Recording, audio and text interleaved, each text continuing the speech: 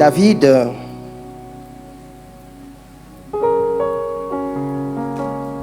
dans le livre de 2 Samuel 7 se lève un matin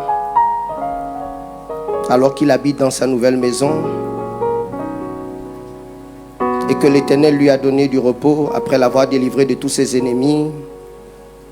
Il dit à Nathan le prophète: vois donc, j'habite dans une maison de cèdre. L'arche de Dieu habite au milieu de tentes.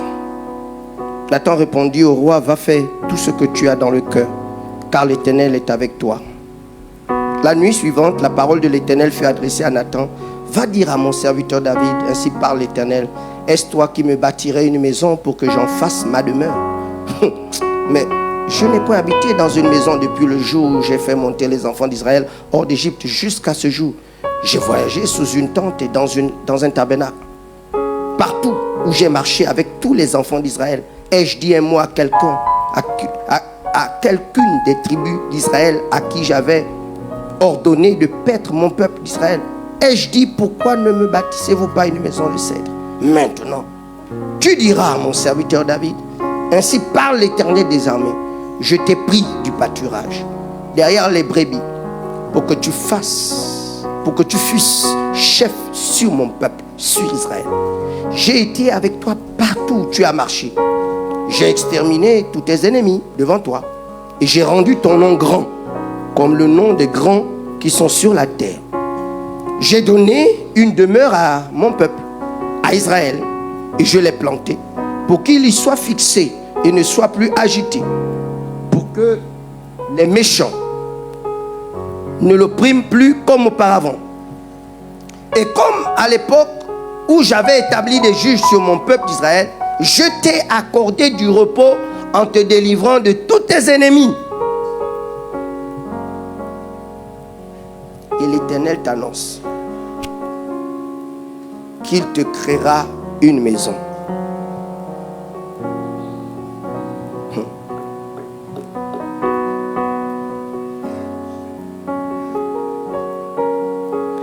Quand tes jours seront accomplis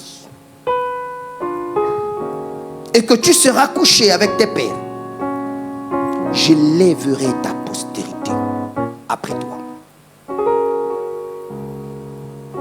Celui qui sera sorti de tes entrailles, j'affermirai son règne.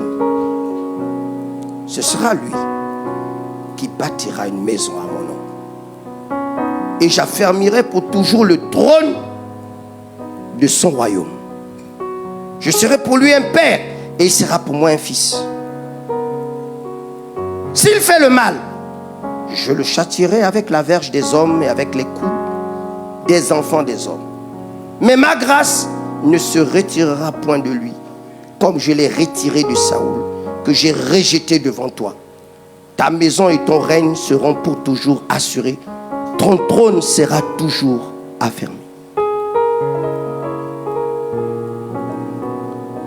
David a mis sa famille, a mis sa maison en sécurité, rien qu'avec une vision au service de Dieu. Lorsqu'une vision est donnée, elle poursuit l'avenir, elle poursuit la sécurité, la protection. La seule chose qui engage Dieu dans la vie d'un homme, c'est la vision qu'il a avec cette personne. Un homme de vision se sécurise et sécurise sa progéniture.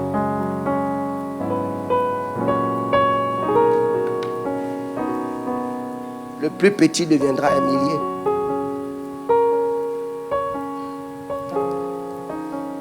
David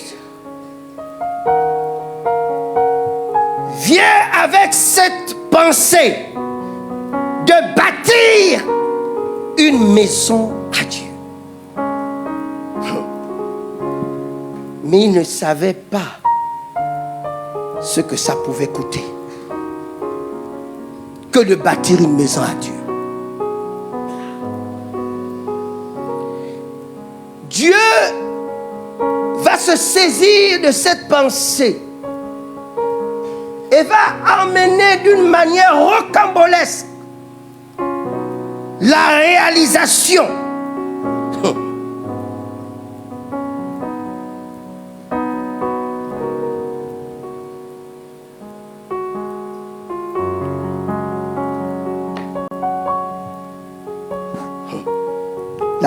de cette maison.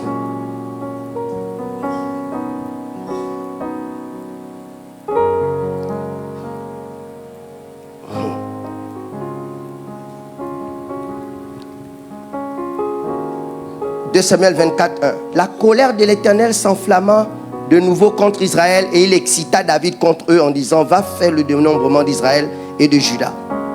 L'Éternel envoya la peste en Israël. On est au verset 15. L'Éternel envoya la peste en Israël depuis le matin jusqu'au temps fixé. Et de Dan à Beersheba, il mourut 70 000 hommes parmi le peuple.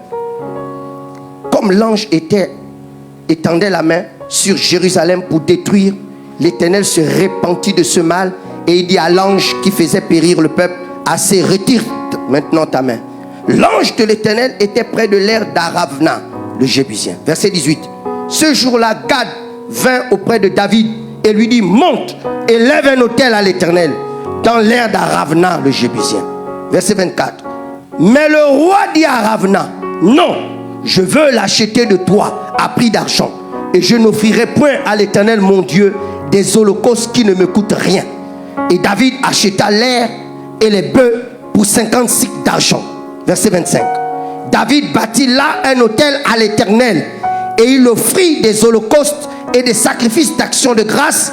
Alors l'Éternel fut apaisé envers le pays et la plaie se retira d'Israël. Dieu a poussé David à faire le péché, car il était interdit de faire le dénombrement. La Bible dit que Dieu est allé exciter David. La Bible dit que Dieu a piqué une colère contre Israël. Pourquoi a-t-il piqué une colère contre Israël? Parce qu'on ne bâtit pas sans sacrifice. Parce que le peuple avait cessé d'offrir des sacrifices. Lorsque le destin a décidé de se réaliser avec toi, tu veux ou tu veux pas, le destin va se servir.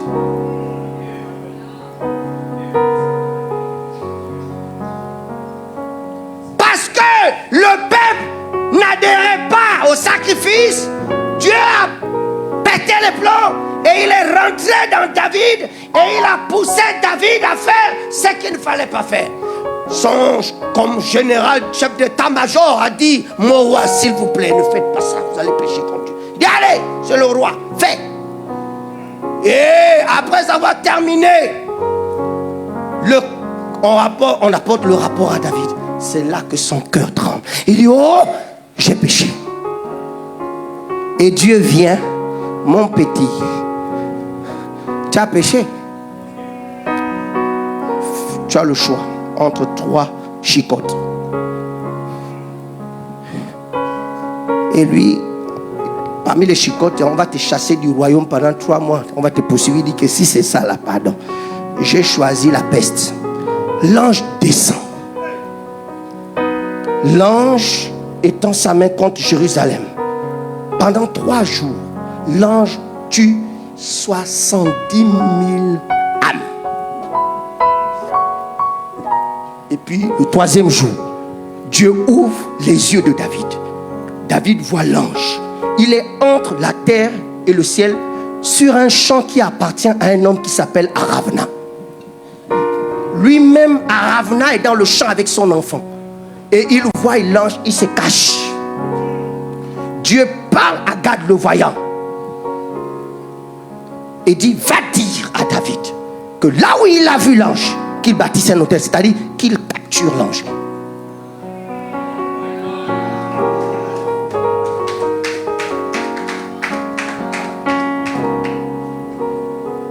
Qu'il arrange pour qu'il le mette à son service, qu'il le piège.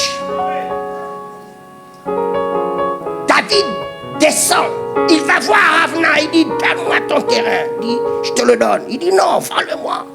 Parce que je ne peux pas offrir à Dieu ce qui ne m'a rien coûté. Vous qui ne voulez, qui voulez vous passer le temps. Il y a des doctrines diaboliques dans les églises qui disent que non, si tu n'as pas d'offrande, demande à ton voisin qu'il te donne pour que tu viennes donner. Mais quand ton voisin te donne, c'est son offrande, ce n'est pas ton offrande. C'est des pratiques diaboliques.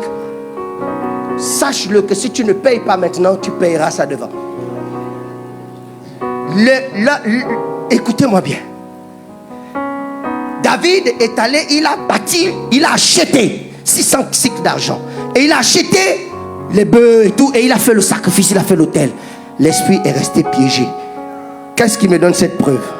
Mais regardez, Gédéon, que mon Seigneur, on doit utiliser hier.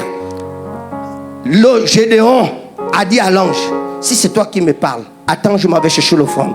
Il dit, j'attends. Il n'y a que l'offrande pour retenir.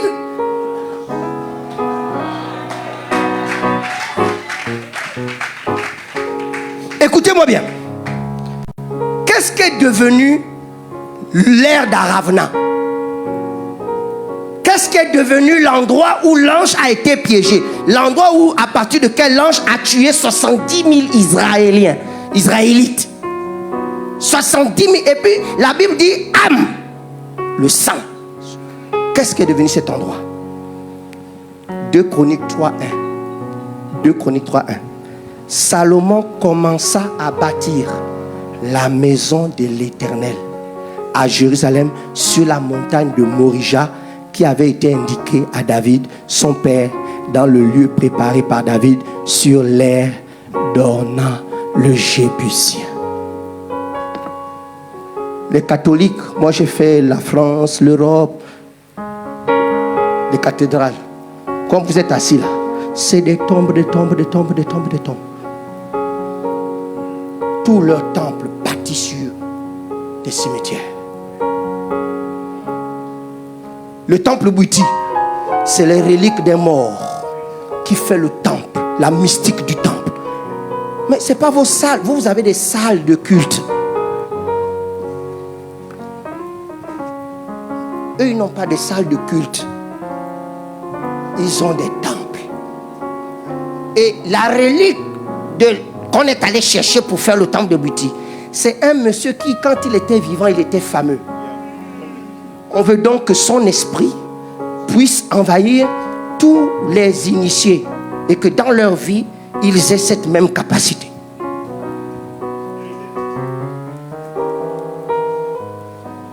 Ce que vous ne comprenez pas, c'est que la mort engendre la vie. Que Dieu ne peut pas te ressusciter, te ré. S'il y a un ré, c'est parce qu'il y a eu un préalable. Et la force du christianisme par rapport aux autres religions, c'est la foi en la résurrection. Donc, c'est-à-dire qu'un chrétien meurt et ressuscite. Et à toutes les étapes de sa vie. Il n'y a pas d'évolution sans au préalable connaître la mort. Un petit deviendra un millier. Mais pour que le grain devienne un millier, il faut qu'il meure. Et le principe de mourir, c'est le sacrifice. Il y a soit tu offres ou on t'offre. Tu te fais offrir. Le destin vient, prend. Oh non. Vaut mieux contrôler les eaux. Sinon, quand elles arrivent, elles font les dégâts.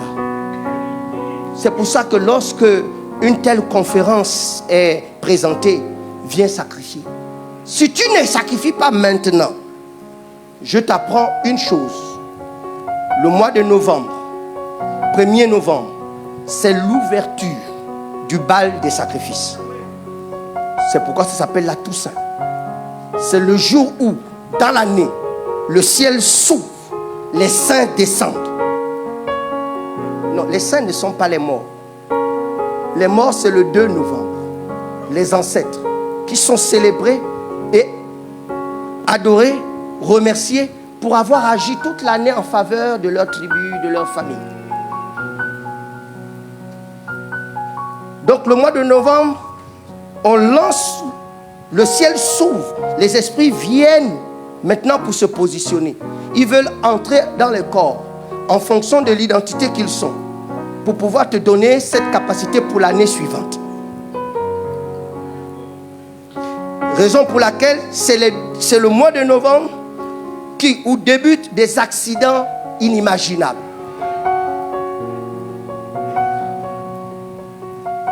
Vous ne réalisez pas les accidents. Les eaux qui montent, qui attaquent les ponts, qui attaquent tout. Vous dites que non, c'est le gouvernement ancien qui a fait tout cela. Mais allez-y demander aux pays développés qui se sont retrouvés inondés. Parce que une nouvelle saison va arriver. Il faut fermer celle qui est en cours et il faut rentrer dans la nouvelle. Il faut le sacrifice.